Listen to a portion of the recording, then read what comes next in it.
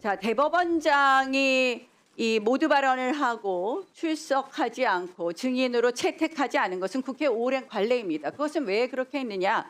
헌법상 삼권 분립 원칙을 존중하는 거였습니다.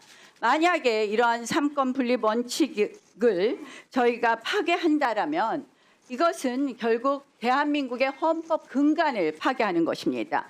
이것이 왜 생겼습니까? 조작 녹취 흔들면서 생긴 것 아닙니까? 그런데 조작 녹취에 관련된 증인, 열린공감TV 증인은 채택도 하지 않고 있습니다. 이거 왜 하고 있습니까? 대통령 무죄 만들기 아닙니까?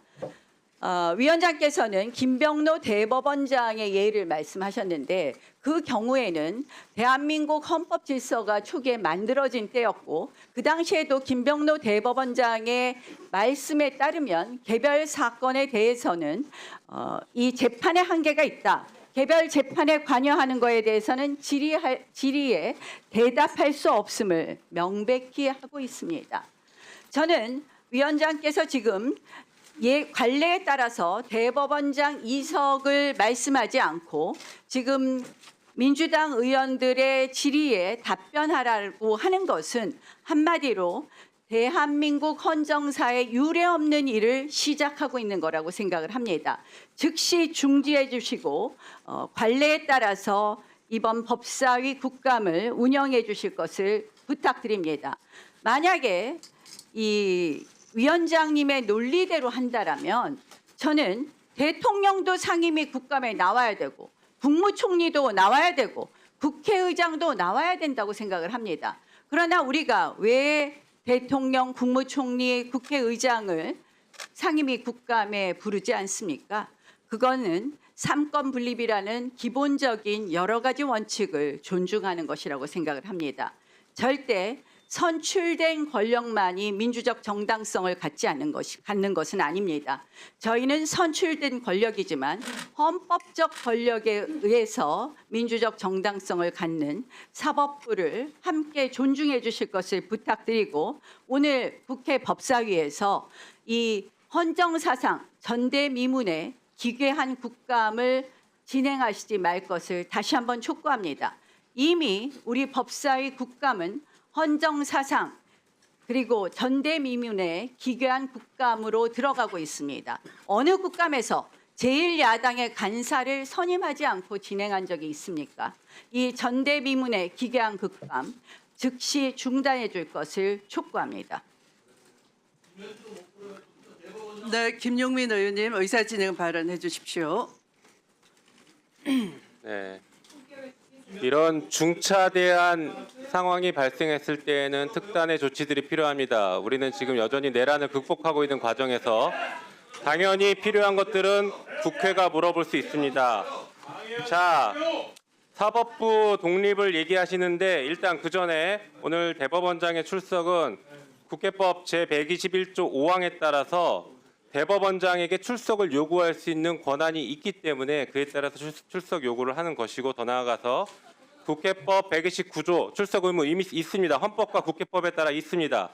자, 그리고 129조에 따라서 증인으로 요구할 수도 있습니다. 이 증인에 대해서는 누구든지 따라야 합니다. 그러나 뭐 말씀하신 것처럼 대통령, 국회의장 다 불러야 되느냐?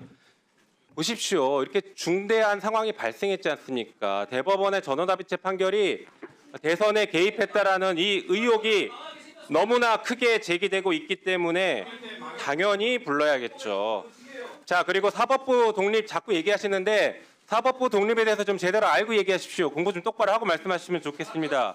독일 연방헌법재판소에서는 이렇게 얘기합니다. 사법부 독립이라는 것은 절대적 보장이 아니라 가능한 최선으로 실현해야 할 헌법적 요청이라고 하고 있고 유럽 연합사법재판소와 유럽 인권재판소 역시 법관의 인적 독립에 대해서는 절대적으로 보장되는 것이 아니라 정당하고 중대한 이유와 비례 원칙 준수하에 제한이 가능하다라고 이미 이렇게 얘기하고 있습니다. 독일과 유럽은 사법부 독립이 절대적이지 않고 한계가 있다라고 분명히 제시하고 있습니다. 그리고 지금 사법부 독립 얘기하시면서 진행 중인 사건에 대해서 한다라고 얘기하는데 저희가 사건 본질을 들여다보는 것이 아니라 사건이 왜 그렇게 빠르게 무리하게 진행됐는지를 들여다보는 것입니다. 설사 내용의 일부 얘기가 있다고 하더라도 이 사건 사실상 끝난 사건입니다. 대법원에선 이미 들어보십시오. 대법원에선 이미 판결 끝났습니다. 전원합의체 판결했고 파기환송심은 대법원 전원합의체 판결의 기속력을 갖기 때문에 대법원의 결론과 다른 판단을 내릴 수가 없습니다. 사실상 종결된 사안 아니겠습니까? 자, 그리고 우리 대법원장께서는 오늘 인사 말씀이 이렇게 얘기했죠. 자신의 재판과 관련하여 무한 책임을 지는 것이다라고 했는데 법관이 무한 책임을 지는 방식이 무엇이겠습니까? 단 한 번도 법관은 무한 책임 져본 적이 없습니다. 그러니 최소한의 책임은 국회에서 국민들의 대표인 국회의원들이 국민들을 대신해서 이 중차에 대한 사건, 왜 대법원이 대선에 개입했는지 이런 것들에 대해서 질문을 하면 거기에 대해서 답할 의무가 있고 그것이 최소한의 책임을 지는 것입니다. 자, 대선 개입했는지에 대해서 국힘은 계속 가짜라고 하지만 날짜와 사실상 대선에 개입됐던 것은 누구나 모든 국민이 다 아는 것입니다. 그리고 대법원장이 사퇴해야 된다라는 것은